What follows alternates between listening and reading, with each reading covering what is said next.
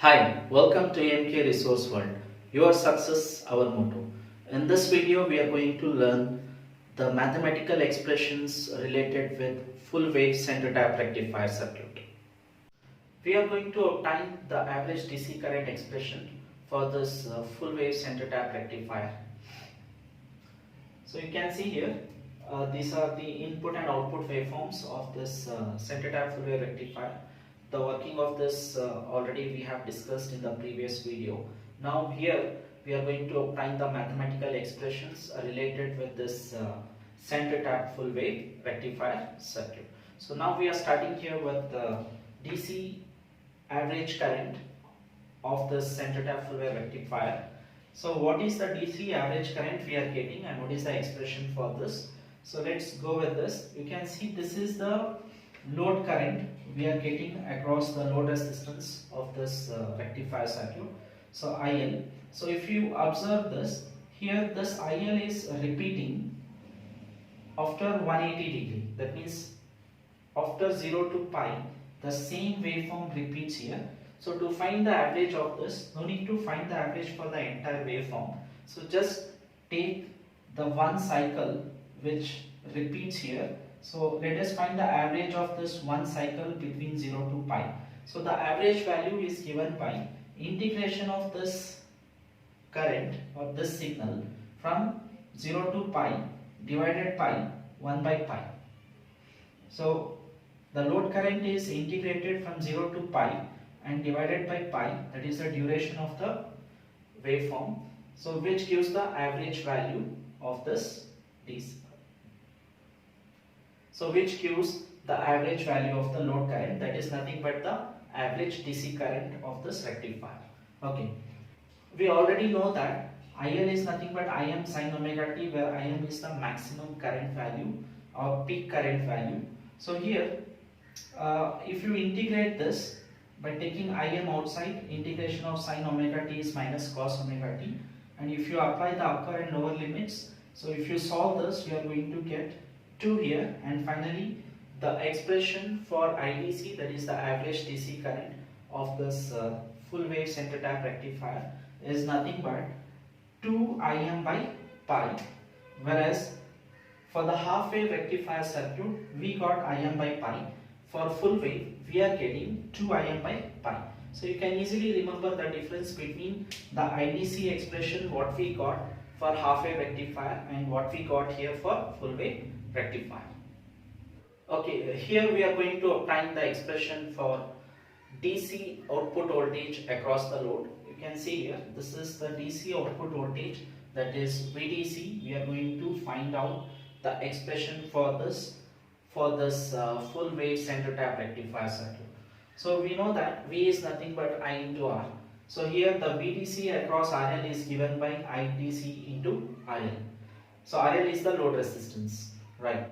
We have already obtained the expression for IDC, that is 2 Im by pi for this full wave rectifier circuit. So using this expression here in the place of IDC, so VDC can be written as 2 Im by pi into RL, and we also know that Im, that is the peak current, is given by Vm by Rf plus RL. These things we have already discussed while talking about half wave rectifier. Okay, so we know this Im is equal to Vm by Rf plus RL. So again substituting in the place of Im this expression, so we get this, and here we will just rearrange this RL by taking into denominator, and rest we will write as it is, that is 2 Vm by pi. So we already know that Rf, what is Rf? It is the forward resistance of the diode.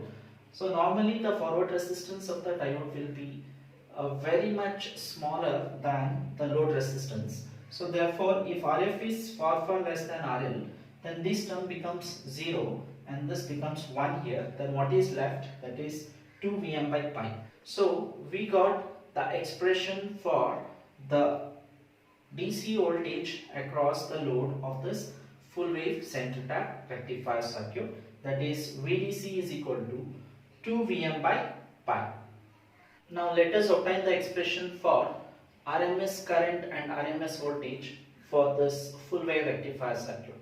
So you can see here the RMS current is given by root mean square. That means we are taking root and writing the mean expression and taking square for that. That is root mean square. That gives our RMS current.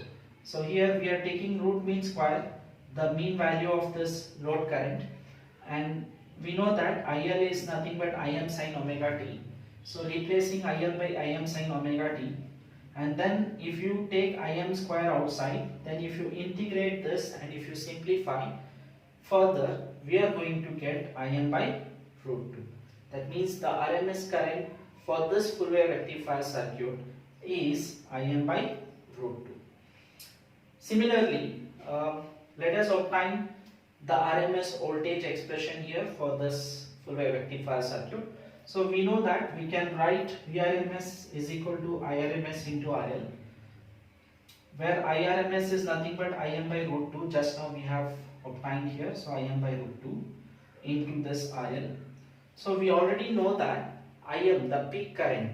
So the peak current Im is nothing but Vm by Rf plus IL. Correct? So we are going to make use here, and then in the place of Im we are going to substitute this. Further, this we are rearranging such that we get 1 by 1 plus Rf by RL, and we know that Rf, the forward resistance of the diode, is smaller than or far less than RL. So therefore this becomes 0, and the remaining term is Vm by root 2, and this is the expression for root mean square voltage of this full wave rectifier. That is Vrms is equal to Vm by root 2. Let's obtain the expression for efficiency of this rectifier, that is the power conversion efficiency for full wave rectifier. So what percentage of power it is converting from AC to DC. Okay, so here the power conversion efficiency is represented by the symbol neta, and it is given by the ratio of DC output power to the AC input power. So we know that PDC is given by IDC square into RL across the load resistance, and we also know that IDC for full wave rectifier is given by 2Im by pi. So here we have substituted 2Im by pi in the place of IDC, and let us call this as equation 1, that is the output DC power of this rectifier circuit, and the input AC power is given by PAC is equal to IRMS square into RL. Okay, and we also know the equation for root mean square current for this full wave rectifier, that is Im by root 2. So let us call this as equation 2 here. Okay, so we know the efficiency is given by output power by input power. The output power is DC and input power is AC here for this rectifier circuit. So by substituting this equation 1 and equation 2 here, we can further simplify this such that this becomes 0.81 by 1 plus Rf by Rn, and we know the Rf, the forward resistance of the diode, it is far less than load resistance. So based on this, this term becomes 0, and what we get here is 0.81, which is nothing but 81%. That means the conversion efficiency of this full wave rectifier is 81% approximately, whereas we have similarly discussed the power conversion efficiency for half wave rectifier, and that was around 40.6%, around 41%. So this shows that full wave rectifier is more efficient than half wave. Okay, now we are going to obtain the ripple factor of this full wave rectifier circuit.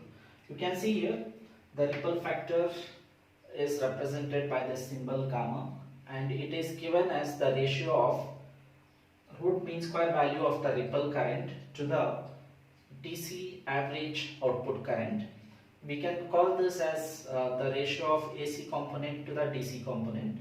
Okay, so we also know that that IRRMS, that is the root mean square value of the ripple current, is given by root of IRMS square minus IDC square.